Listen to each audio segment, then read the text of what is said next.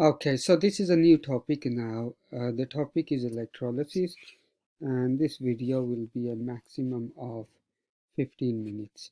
Now, this is a GCSE topic. I'm going to cover both the content for foundation and higher, and we're using the EdXL specification. What is an electrolyte, and what are my key learning questions today? So we're going to describe what electrolysis is, what is an electrolyte, what happens to ions during electrolysis, and we will explain equations to represent how reactions occur. Okay, let's define electrolysis first. Now please note, electrolysis is the decomposition, okay, here is the decomposition, and let me see if my highlighter works in order to highlight some key things for you.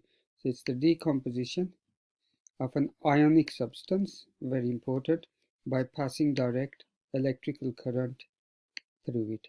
That's your electricity. The molten ionic substance, an ionic substance, remember from ionic bonding, is made up of positive and negative ions, and we call this an electrolyte. Okay, so that's the first thing to note. Positive ions are called cations and negative ions are called anions. Please remember this terminology. This is new terminology which is really important for this topic. In a solid, solids can't conduct electricity because ions can't move. Okay? Whereas when an ionic substance is molten or in solution, the ions are free to move and the liquid can conduct electricity. Because this is a video which I will upload onto YouTube, please pause as you're going along, as you're studying this video, in order to understand the key terminology here. Next, what do we need for electrolysis? We need the following things for electrolysis. We need two electrodes. Electrodes are made from carbon. They can be made from a metal like platinum. So electrodes are there because they conduct electricity. We need a solution. As you can see in my diagram, there's your solution, this blue stuff here, and that's the electrolyte. And we need a power supply. Here you've got the battery. You can use your power supply. You can set it to 6 volts or 12 volts, which we have in our labs. And please note that, again, re-emphasizing this point, that your electrolyte is an ionic substance that consists of positive and negative ions. Moving on then. So we have a positive electrode, which is your anode here, and your negative one, which is cathode. Cations are positive ions. They will be attracted to the cathode. Opposites attract. Anions are your negative ions. They will be attracted to the anode. Anode, think of anode as add, positive. Okay, and that's what I am mentioning here. What is the process? Number one, what happens during electrolysis? So basically, the ionic compound breaks down into positive and negative ions, and positively charged ions move to the cathode because cathode is negative. And this is a new terminology now. They are reduced. We will look at oxidation and reduction in a bit. Negatively charged ions move to the positive electrode, where they are oxidized, because oxidation is loss of electrons. Again, we will look at that in a bit. Okay, what are the reactions that occur at the electrodes? Now please note, now the key learning outcomes are writing half equations. This is higher content now, so the writing of half equations only applies if you are doing the higher content. Okay, so now we know this much. Positive electrode is your anode, negative is your cathode. So now you can think of positive ions, which we call cations, will move to the cathode, which is negative. So anions move to the anode, lose electrons. This is oxidation, new term now. And reduction is the gain of electrons. So we're going to go across something called oil rig in a bit. Okay, oil oxidation is loss of electrons, and rig reduction is gain of electrons. Okay, So you'll move to that in a bit. There you are. Now this is higher content, please. So I'm just going to write here for you to understand. This is your higher, and I'm using my keyboard to write this higher content. Now, what does zinc chloride contain? So you can think of zinc as your metal, so that's positive. Chlorine in group 7. Group 7 means they can gain 1 electron, non-metals lose 1 electron, sorry, non-metals gain an electron. So we've got a positive metal ion and a negative non-metal ions. There you are. Molten zinc chloride consists of zinc 2 plus and chloride ions. So because zinc 2 plus, it will need 2 chloride ions. Okay, so zinc ions are positive, so they will go to the negative reduction, because reduction is gain of electrons. Just watch this.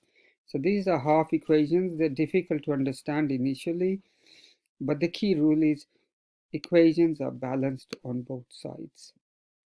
Next, chloride ions are negative, move to the anode.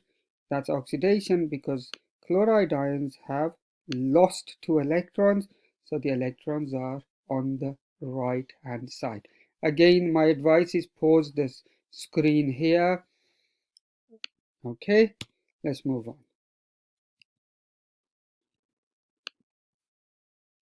So we're going to move on to the next slide.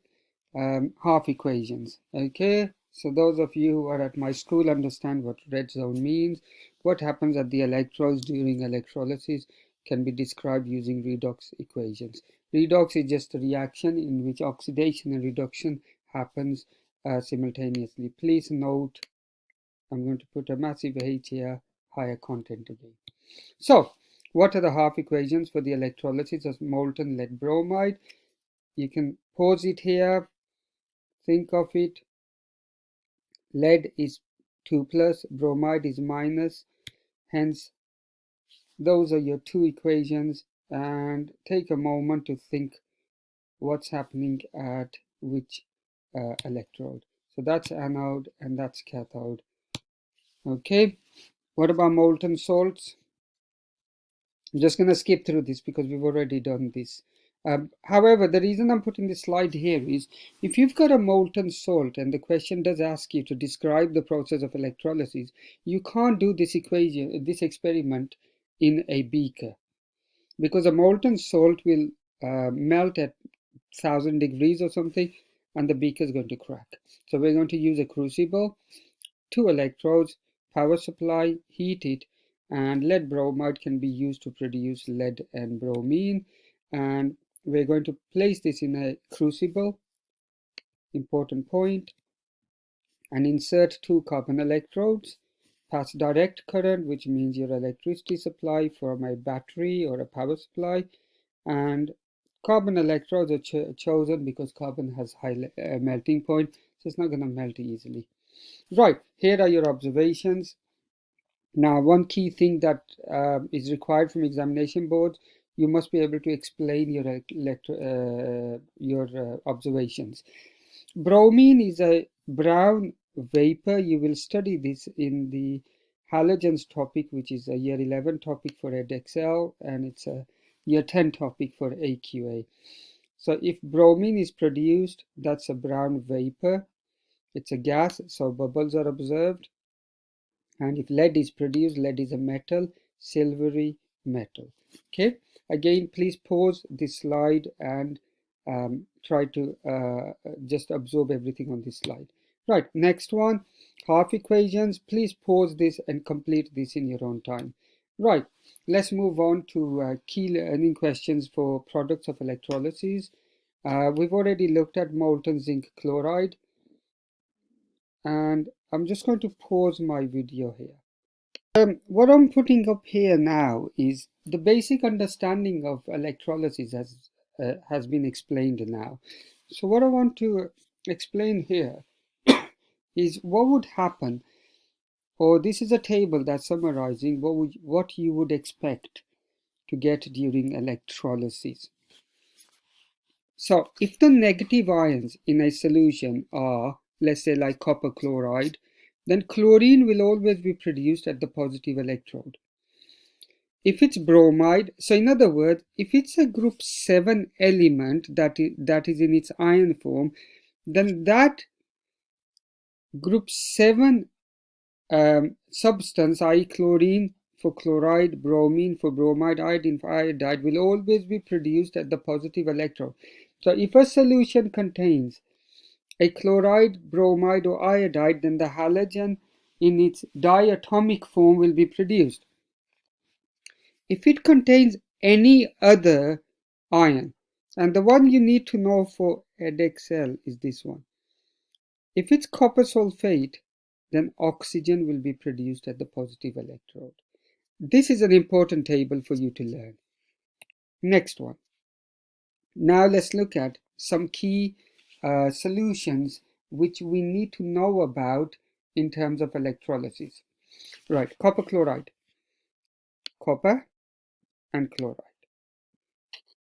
So copper chloride will always produce chlorine at the anode and copper at the cathode.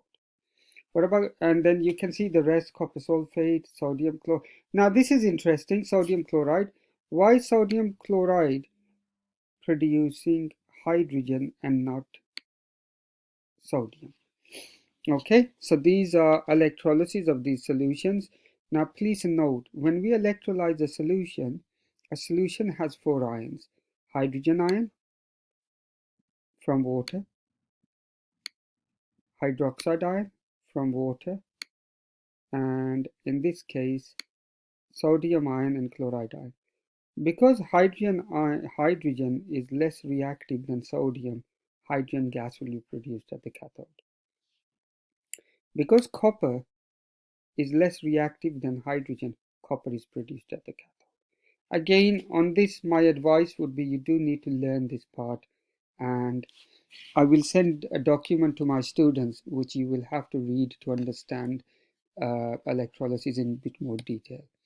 And the last slide I want to put up here is purification of copper.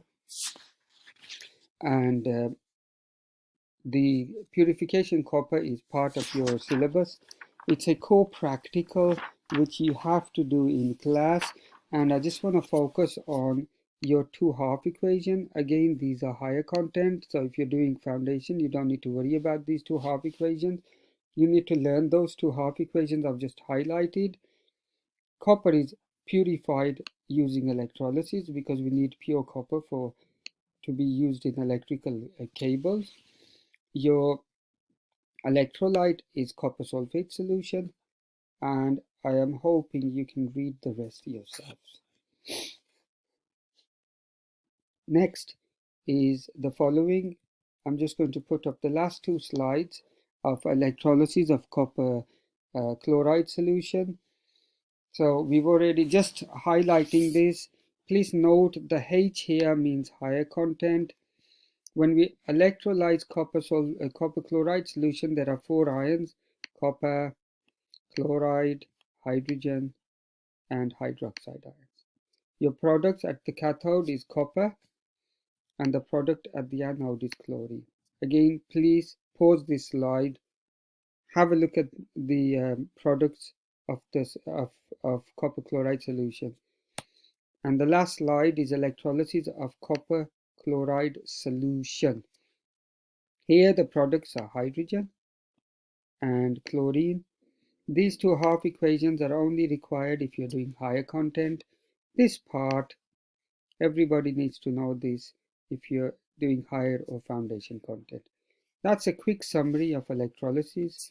The challenging topic, but please contact me if you're unsure. I will provide extra resources for my students to work through. Thank you.